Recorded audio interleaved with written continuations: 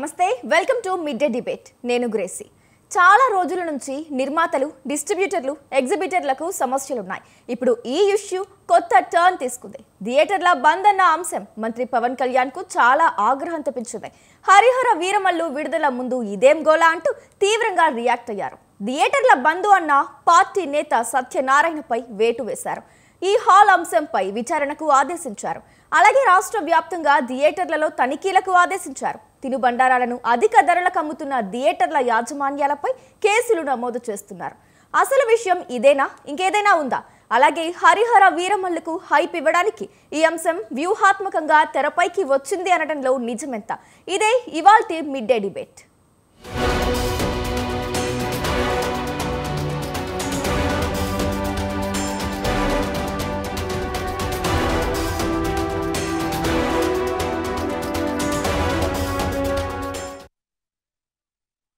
Right అయితే ఈ అంశంపై మనతో ఇవాల్టి మిడ్ డే డిబేట్ లో చర్చించడానికి జూమ్ ఇన్ ద్వారా రెడీగా ఉన్నారు మట్టి వెంకటేశ్వరరావు గారు జనసేన సీనియర్ నాయకులు నమస్తే సార్ నమస్కారం అమ్మా నమస్తే సార్ ఇప్పుడు చూసినట్లయితే ఏపీలో ఈ థియేటర్ల బంద్ అనే అంశం ఏదైతే ఉందో చాలా రసవత్తంగా కీలకంగా మారిన అంశం అని చెప్పాలి దీన్ని AP deputy CM Pawan Kalyan చాలా సీరియస్ గా పర్సనల్ గా తీసుకున్నారు అనే విమర్శలు కూడా వెల్లువెత్తుతున్నాయి అయితే ఇప్పుడు ఆల్ ఆఫ్ ద సడన్ ఈ థియేటర్లలో తనిఖీలు ఏవైతే ఉన్నాయో అంటే అక్కడున్న ఫెసిలిటీస్ వాటర్ ఫెసిలిటీస్ కానీ ఏవైతే తినుబండారాలు అధిక ధరలకు అమ్ముతున్నారనే అంశంపై కానీ తనిఖీలు చేస్తున్నారు ఆరాధిస్తున్నారు అసలు ఎందుకు ఇట్లా సడన్ గా తనిఖీలు చేయడం అసలు ఈ పరిణామాలన్నింటినీ ఎలా చూడొచ్చు అంటారు మీకు అలాగే మన టీవీ వీక్షకులందరూ కూడా శుభ సాయంకాలం అమ్మా మన స్వతంత్ర టీవీ వీక్షకులందరూ కూడా గుడ్ ఈవినింగ్ ఈ రోజున విశ్వవిఖ్యాత నట సార్వభౌమ స్వర్గీయ నందమూరి తారక రామారావు గారు జన్మదినం అవటం అదే రోజున మీరు ఒక మంచి అంశాన్ని టాపిక్ గా తీసుకుని ఈ మిడ్ డే డిబేట్ నిర్వహించడం అనేది చాలా ఆనందించదగ్గ విషయం ఎందుచేతనంటే అధికారం అంటే పరిపాలకులు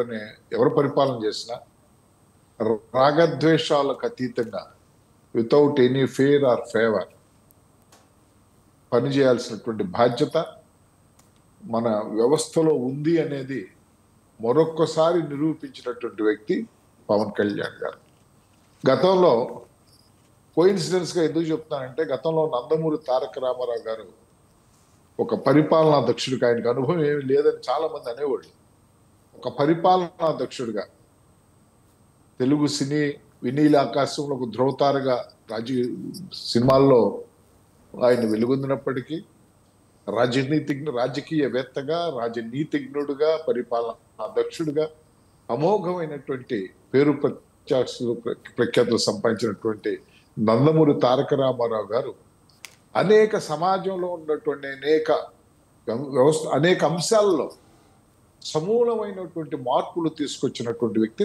నందమూరి తారక రామారావు గారు మనకు చూసుకున్నట్లయితే జడలు ఊడుకున్నటువంటి రెవెన్యూ వ్యవస్థని ఒకటి వేళ్లతో ప్రకలించి పౌరులందరూ కూడా రెవెన్యూ న్యాయం అందించే విధంగా వ్యవస్థలో మార్పులు తీసుకొచ్చినటువంటి వ్యక్తి నందమూరి తారక రామారావు గారు సమాజమే దేవాలయం ప్రజలే నా దేవుళ్ళు అనేటువంటి సమాజ స్థాపన ఆశయంతో వచ్చినటువంటి వ్యక్తి నందమూరి తారక రామారావు అలాగే ఆ తరువాత అంటే నేను ఎవరిని విమర్శించాలనేటువంటిది నా దృక్పథం కాదు పరిపాలన చేపట్టిన తర్వాత వ్యక్తులు వ్యవస్థలో ఉన్నటువంటి లోపాలని రాగద్వేషాలకు అతీతంగా సమూలంగా పెకలించి ఒక మార్పు తీసుకురావాలనేటువంటి తాపత్రయంతో ఉన్నటువంటి వ్యక్తులు ఒకవైపున ఉంటే కేవలం అధికారం కోసం పదవీకాంక్ష కోసం పదవీ లాలసత్వం కోసం ఉన్నటువంటి వ్యక్తులు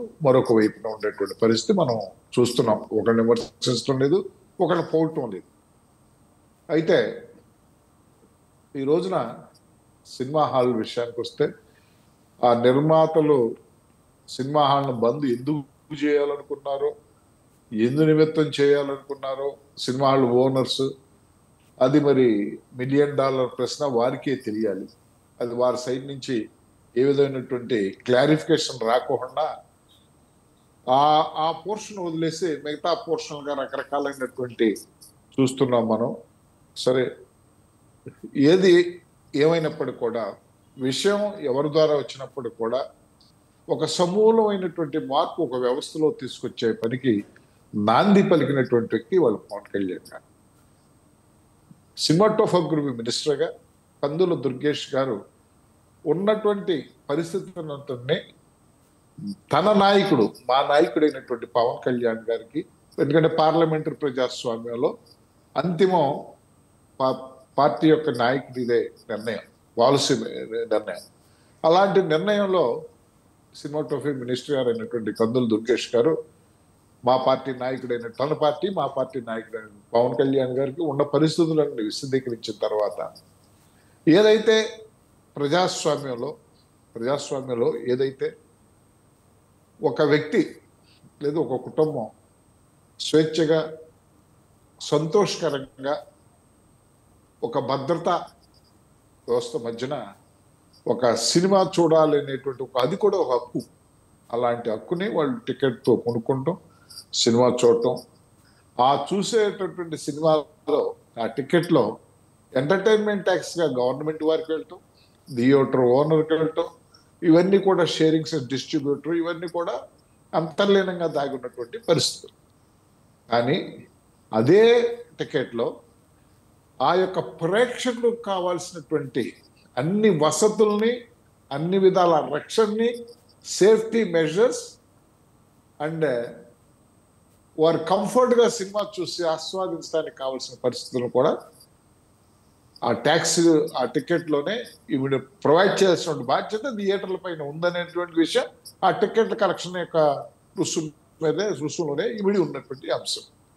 కానీ మనం చూస్తున్నాం సినిమా థియేటర్లో, మల్టీప్లెక్స్లో కానీ ఏ థియేటర్లో అయినా ఒకళ్ళని అంటే ఎంత చెట్టుకు అంత గాలి అన్నట్టుగా చిన్న థియేటర్లో చిన్నతనంగా, పెద్ద థియేటర్లో పెద్దతనంగా తాగేటువంటి మంచినీరు పైన, పిల్లలు తినేటువంటి తినుబండారాల పైన, పెద్దలు తినేటువంటి పాప్కార్న్ పైన సినిమాకి వచ్చారు ఒక జంట.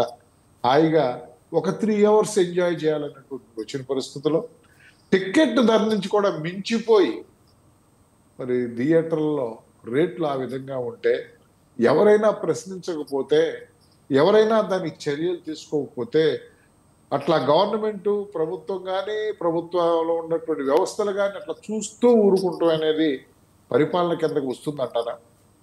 లేదు. ఇవాళ సినీ థియేటర్లో టాయిలెట్స్, రెస్ట్ రూమ్స్, వీటినన్నింటిని మెయింటెనెన్స్ ఏ విధంగా చేస్తున్నారు కూడా ఒకసారి మనం చూడాల్సిన బాధ్యత మనందరిపైన ఉంది. అదేవిధంగా సీట్ కంఫర్ట్, ఆ సీట్లోకి వెళ్తే నల్లులు లేకపోతే మేకులు ఇత్యాది ఉన్నటువంటి థియేటర్లను కూడా మనం చూస్తున్నాం. ఒక థియేటర్కి పోలిక లేదు. అంత మాత్రం చేత అన్ని థియేటర్లలో కూడా ఏదో ఒక ఇన్హెరెంట్గా ఒక సమస్యతో ఆ థియేటర్ కార్యక్రమాలను యథాలాపంగా నడపటం తప్ప పూర్తి నామ్స్ ప్రకారం మాత్రం ఏ థియేటర్ కూడా నడుపుతున్నటువంటి పరిస్థితి. గతంలో నేను కృష్ణా జిల్లాకు చెందిన వ్యక్తి, నేను న్యాయవాదిని. మా జిల్లాకి అడిషనల్ డిస్ట్రిక్ట్ జడ్జిగా పప్పర్ జగన్నాథరావు గారు అనే ఒక మహానుభావుడు వచ్చాడు. ఆయన యాజ్ ఎ చీఫ్ జ్యుడిషియల్ మ్యాజిస్ట్రేట్గా ఆయన ప్రతి జిల్లాలో ఆయన జ్యుడిషియల్లో ఉన్నటువంటి థియేటర్లని, ఆ థియేటర్లో సీటింగ్ని, అదేవిధంగా రెస్ట్ రూమ్స్ని, టాయిలెట్స్ని అన్నిటినీ కూడా చీఫ్ జ్యుడిషియల్ మ్యాజిస్ట్రేట్గా ఆయన పరిశీలించడానికి వెళ్ళేవాడు. వెంటనే వాటిని ఉన్నటువంటి పరిస్థితులను ఎత్తు చూపుతూ రిపోర్టులు రాయటం, కేసులు పెట్టడం, కంప్లైంట్స్ చేయటం జరిగినట్టు పరిస్థితి మేము స్వయంగా చూసాం. అలాంటి పరిస్థితుల్లో ఏ వ్యక్తి కూడా నడుం కట్టినటువంటి పరిస్థితుల్లో ఇవాళ పవన్ కళ్యాణ్ గారు తన పార్టీ, మా పార్టీలో వ్యక్తి అయినటువంటి కందుల దుర్గేష్ గారు సినిమాటోగ్రఫీ మినిస్టర్గా ఆయనకి కావాల్సినటువంటి విధి విధానాలని, పార్టీ నిబంధన, పార్టీ యొక్క వాదనని, పార్టీ యొక్క పార్టీ లైన్ ఆయనకి చెప్పటం, ఆ మేరకి ఆదేశాలు రావటం. మనం కృష్ణా, గుంటూరు, ఉభయ గోదావరి జిల్లాలో ఉంటున్న థియేటర్లో రెవెన్యూ అండ్ పోలీస్ యొక్క వ్యవస్థలు ఆ థియేటర్స్ని పరిశీలించటం, అక్కడ కావలసినటువంటి లోటుపాట్లన్నింటినీ గమనించటం.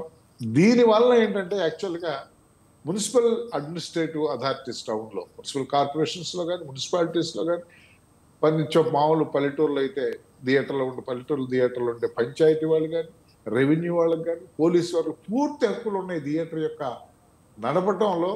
అక్కడ సీమత్తుగా థియేటర్లు బంద్ చేయించాలి అనే ఆలోచన ఎందుకు వచ్చింది, ఎవరికి వచ్చింది, ఏ ఉద్దేశంతో వచ్చింది?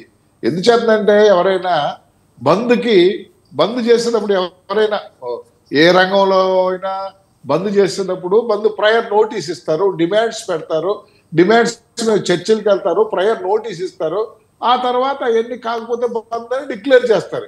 అసలు ఇదేంటి సడన్ గా థియేటర్లో బంద్ అనేది మాట రావటం అనేది? అందుచేతనే రాగద్వేషాలకు అతీతంగా ఉండాలనే ఉద్దేశంతోనే పవన్ కళ్యాణ్ గారు ఏం చేశారంటే ఆ మినిస్టర్ గారిని దీని మీద నిష్పాక్షపాతమైనటువంటి కూలంకషమైనటువంటి దర్యాప్తు చేయించండి, చేసి దీని కారకులు ఎవరు, ఎందుకోసం ఇది చేశారనేది కూడా మనం తెలుసుకోవాల్సింది, ప్రజలకు చెప్పాల్సిన బాధ్యత మన మీద ఉంది అనేటువంటి విషయంతో దాని మీద పూర్తి దర్యాప్తు చేయించమని ఆ శాఖ మంత్రి గారైనటువంటి కందుల దుర్గేష్ గారిని సలహా ఇవ్వటం, ఆయన ఆదేశించడం జరుగుతుంది. జరిగిన తర్వాత వచ్చిన తర్వాత ఏం జరుగుతుందో, ఎవరున్నారో ఏంటో అప్పుడు తెలుసుకుందాం. ఈ అత్తిలి సత్యనారాయణ గారు అనే ఆయన బహిరంగ స్టేట్మెంట్ ఏదో ఇచ్చినట్టున్నాడు. అందుచేత ఆయన్ని ఏ పార్టీ అయినా సరే, మన పార్టీ అయినా ఇంకో పార్టీ అయినా సరే, కారణం లేకుండా ఇప్పుడు హరిహర వీరమల్లునే బాయ్కాట్ చేయటానికి చేశారనే మాట దానికన్నా ప్రజలకు ఉన్నటువంటి ప్రాథమిక హక్కు ఏదైతే ఉందో ప్రజల వినోదపు హక్కుని హరించేటువంటి ప్రయత్నం ఏదైతే ఉందో దాన్ని నివారించాల్సిన బాధ్యత కూడా ప్రభుత్వం పైన ఉంది కదా. ప్రజలందరూ కూడా వారు వినోదాన్ని పొందేటువంటిది ఒక హక్కు.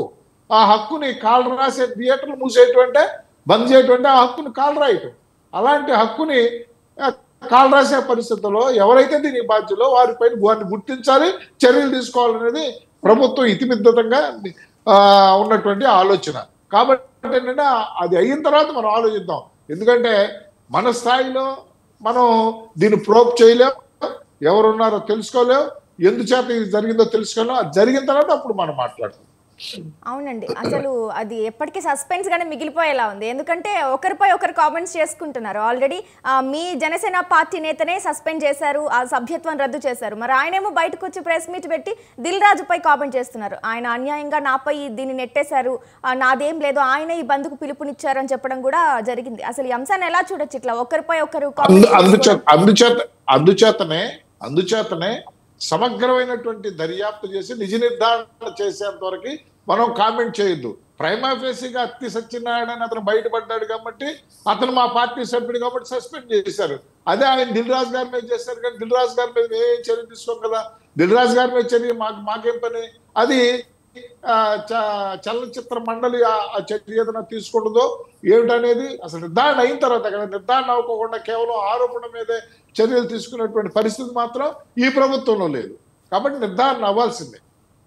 రైట్ అండి, మీరు చెప్పండి పురుషోత్తమాచార్యులు గారు, ఇప్పుడు మీరు సినీ క్రిటిక్ కాబట్టి మీరు చెప్పండి, అసలు ఫిలిం ఛాంబర్లో ఎప్పుడు AP deputy CM Pawan Kalyan బయటకు వచ్చి ఇట్లా ప్రెస్ మీట్ పెట్టడం జరిగిందో ఆ తర్వాత ఒక్కొక్కరుగా ఇండివిజువల్గా బయటకు వచ్చి ప్రెస్ మీట్లు పెట్టారు. దీని ద్వారా ఏమర్థమవుతుంది?